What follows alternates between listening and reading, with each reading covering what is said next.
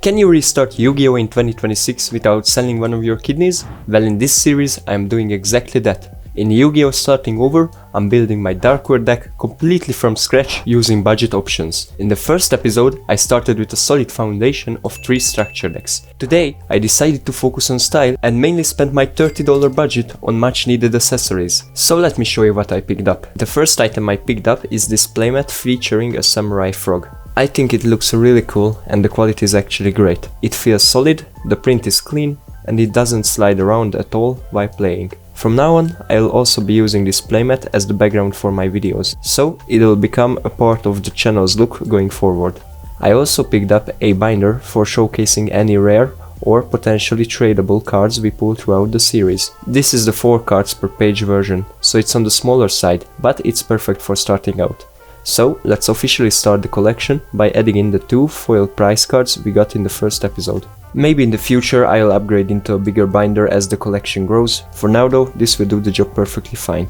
I also picked up 2 deck boxes. The first one is this light blue deck box, and just like the other items, the quality is really good. It opens and closes with a magnet, which feels nice and secure. I also got lucky and picked this one up on a discount, so it ended up being pretty cheap. This will be the deck box we use for our Darkware deck going forward. The second deck box is this simple black plastic one. It's nothing fancy, but it does the job, and it even comes with a card separator, which is a nice bonus. I mainly got this one to make it easier to transport a lot of cards at once, like bulk or junk cards we pull from packs. I've also got 3 packs of sleeves. We have a black, a red and a blue one. The blue one is a bit bigger actually, it's a bit different size from the red and the black, which is unfortunate because I haven't read it. I thought they come in a standard size. We will use the black on the main deck and then the red one on the extra deck, and we will use the blue if we really need it, but we will stick with the first 2 for now. After finishing the Accessorie Showcase, I want to show you guys a couple of cards I picked up to help upgrade the deck.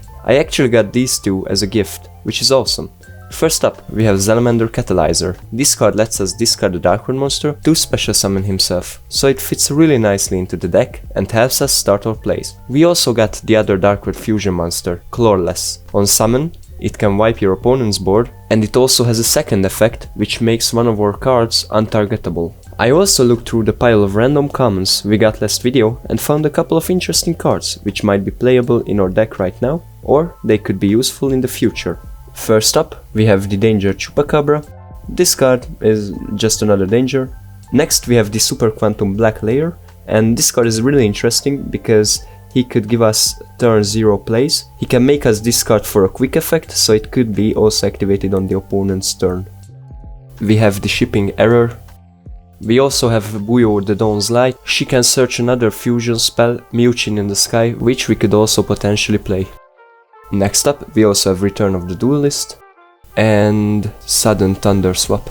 Lastly, we have Vesper Girzu, which is a less efficient but more funny version of Dark Ruler No More. So that's it for these random cards. We probably won't be playing them, but I thought I would mention them because they are quite interesting. It turns out I may have slightly lied to you guys. The series won't be completely from scratch, because I found my old Duel Devastator box at home, along with a few random cards I had lying around. Let me know in the comments whether this little cheat should be allowed or not. For now, I'm definitely going to use these cards, but let's just treat them as if I picked them up from someone at locals, so it still fits the spirit of the series. Let me show you guys the random extra deck cards that are playable and we will put into the extra deck probably. First up we have Saryuja the Skull Dread, and we have Salman Great Almirage. These 2 are actually good and we will probably play them for a longer time because Saryuja lets us draw and then Almirage can maybe help us go into SP in the future. And the rest of these monsters aren't particularly useful. We got the Amphibious Swarmship Embla Whale, the Topologic Bomber Dragon, the Transcode Talker, the Decode Talker, the Underclock Talker, the Puzzle Emo, the Weavich, the Tornado Dragon, the number 101, the Castle, and lastly the Dante. Keep in mind guys that these cards aren't particularly useful and will be probably replaced in the future. However, for now they are great for getting rid of bodies from our field. I've also found 2 cards that are great starters without discarding. First we have the Doomdog Octros.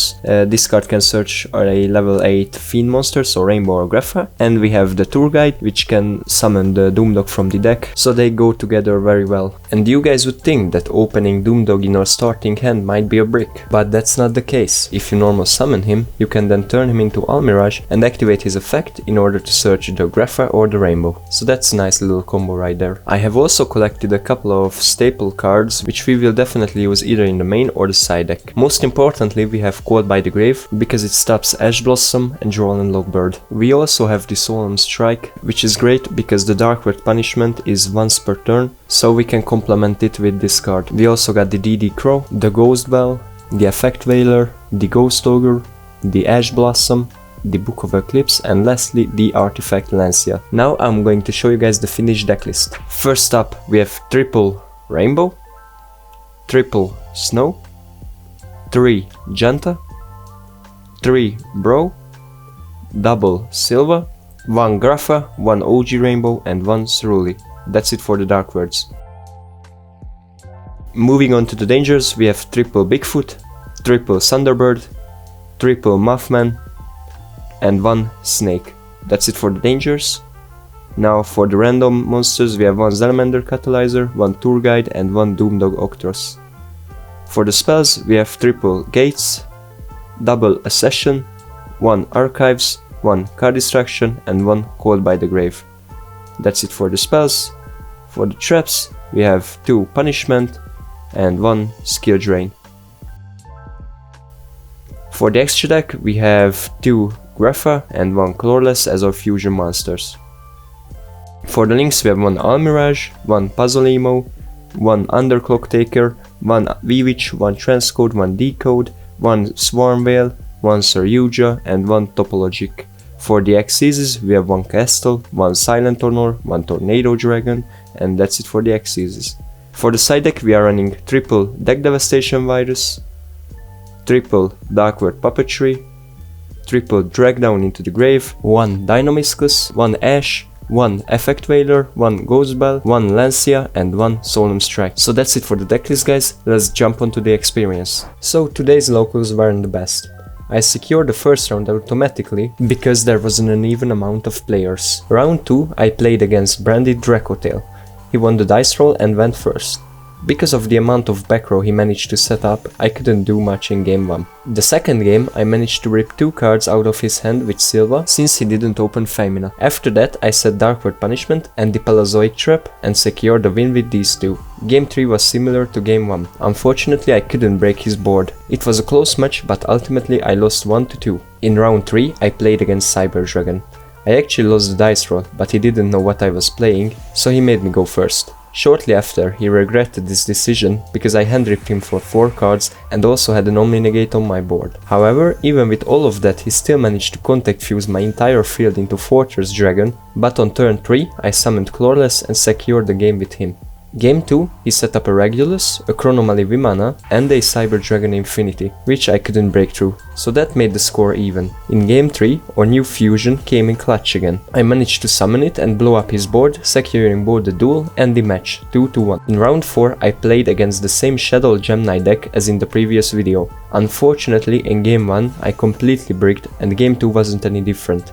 When I used Bigfoot with Snow and Rainbow in hand, he obviously hit the Bigfoot, leaving me with 0 plays and finishing the day off with the devastating 0-2 loss. So the record for the day was 2-2 and I still managed to get 4th place with this. So for today's prizes, we actually got packs from the new booster Phantom Revenge. I really like this new booster with the 3 new archetypes, Heka Hands, Aneacraft and Qultune. So let's see what cards we got. As our foil card we have the Aneacraft Reverb, and Aneacraft is definitely my favorite archetype from this set because it's budget friendly, it doesn't cost a lot of money to build this deck and I think it's pretty good. I will probably only build this deck, and if you guys would like to see my deck list, let me know in the comments. We also have Ghost Bell in a rare rarity, and I'm always happy when staples or hand traps are being reprinted because I can get them on a budget. Hopefully we will be able to get 3 of her. Moving on, we have the Change of Heart. Nice going second. We have a rank 7 Big Eye, Maybe we can summon him with Danger Nest in the future. We have a continuous spell, Pinpoint Landing, and it's really nice with the dangers because it states that if exactly one monster is special summoned.